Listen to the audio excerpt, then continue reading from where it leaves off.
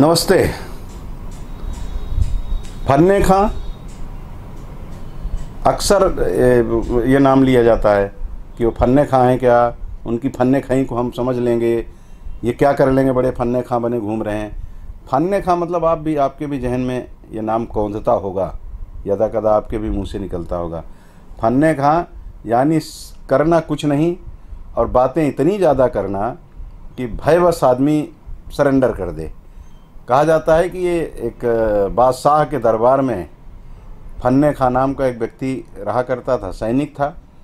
वो बादशाह की खूब चमचाई करता था, बादशाह के नज़दीक था, लेकिन जब युद्ध की बात होती थी तो भाग खड़ा होता था, अपने प्राण बचाने में लग जाता था। ऐसे फन्ने खां हमारे और आपके आसपास खूब दिखाई देते हैं। इन्हीं के साथ हम फन्ने खां के साथ हम भीतर घाती की भी बात करते हैं। ऐसे लोग भ्रमण करते दिखते और सुनाई देते हैं खूब, लेकिन हम कई बार उस पर ध्यान नहीं देते। इनकी लफाजी और मक्कारी के माया जाल में भी गिरफ्तार हो जाते हैं, लेकिन जैसे ही सच्चाई का एहसास होता है हम इनसे बचने की कोशिश भी करते हैं।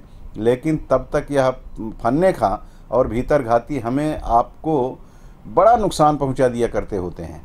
ऐसे भीतर घातियों और फन्ने खां का मैं कुछ और जिक्र करूंगा, लेकिन पहले हम हमारे पड़ोसी देश चीन की और अपनी यानी भारत की दोस्ती की चर्चा कर लेते हैं। ब्रिक्स सम्मेलन में चीन के राष्ट्रपति जिनपिंग आने वाले हैं। भारत के प्रधानमंत्री नरेंद्र मोदी से मुलाकात होने वाली है। यह जानकारी तो हम सबको काफ़ी पहले से मिल रही थी। इसका एहसास उस दिन सर्वाधिक हुआ जब पता चला कि पूर्वी लद्दाख की सीमा से दोनों देशों की सेना पीछे हटने को राजी हो गई है। और फिर रूस में दोनों देश के राष्ट्रीय अध्यक्ष 50 मिनट तक आपस में गुफ्तगू किए।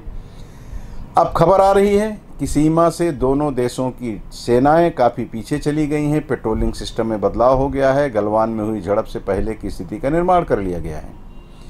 भारत और चीन नज़दीक आ रहे हैं। अमेरिका के दुश्मनों के लिए यह अच्छी खबर हो सकती है, लेकिन हम भारतीयों को चीन पर यकीन करना उतना ही कठिन है जितना रात को दिन कहना। चीन की मक्कारी और धोखेबाजी के प्रमाण कई बार उसने दे दिए हैं। चीनी हिंदू भाई भाई का नारा देकर हमारे देश के बड़े हिस्से को, जिसे हम अक्साई चीन कहते हैं, अपने कब्जे में चीनियों ने कर लिया। प्रधानमंत्री बनने के बाद नरेंद्र मोदी ने खूब आवभगत की जिनपिंग की। चीन गए 2 बार जिनपिंग, भारत आए, लेकिन चीन अपनी हरामखोरी से कहाँ बाज आने वाला है। वह निरंतर हमारी सीमा का उल्लंघन करता है, हमारे देश के कुछ हिस्से को अपना बताता है, हमारे दुश्मनों की खुलेआम मदद करता है। यह ऐसा दुश्मन है जो पीठ में खंजर घोंपने में माहिर है। चीन गाल भी खूब बजाता है। यह अपने आप को एशिया का फन्ने खां समझता है। हमारे देश के कुछ भीतर घाती मीर जाफर और जयचंद की तरह चीनियों के संपर्क में होंगे, हमारे राज से उनको वाकिफ कराते होंगे, जिसकी बदौलत हमारे देश में होने वाली उठापटक व देशद्रोही गतिविधियों में शामिल लोगों को चीन की ओर से इमदाद भी मिलती होगी। इमदाद यानी मदद। ऐसे लोगों की बदौलत चीन हमको अपनी छोटी छोटी आंखों से डराने की कोशिश करता है। हमें मुगालते में रखकर हमारी ज़मीन पर कब्जा करने की मंशा रखता है। बावजूद इसके वक्त की मांग के अनुरूप हमारे देश के नेतृत्वकर्ताओं ने जो निर्णय लिया वह ठीक है, लेकिन चीन पर भरोसा मुझे लगता है कि हमारे देश के एक भी व्यक्ति को नहीं होगा।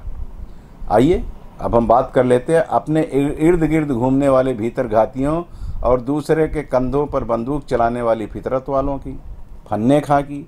ऐसे लोग जो हैं वो आपसे सीधे नहीं लड़ते, बल्कि किन्नर, क्लीव, नपुंसक या जो भी कह ले आप, उनकी तरह कंधे तलाशते हैं और फिर उन्हें उन्हीं कंधों पर बंदूक रखकर वार करते हैं।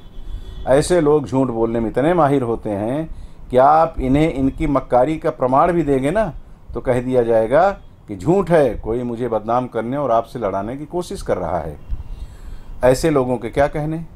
चीन तो हमारा दुश्मन है, हम उसे उसकी कारस्तानियों की वजह से हमेशा सतर्क रहते हैं, लेकिन उनका क्या करें जिनके बारे में कहा जाता है कि या खुदा अपनों से बचा, गैरों से निपट लेंगे।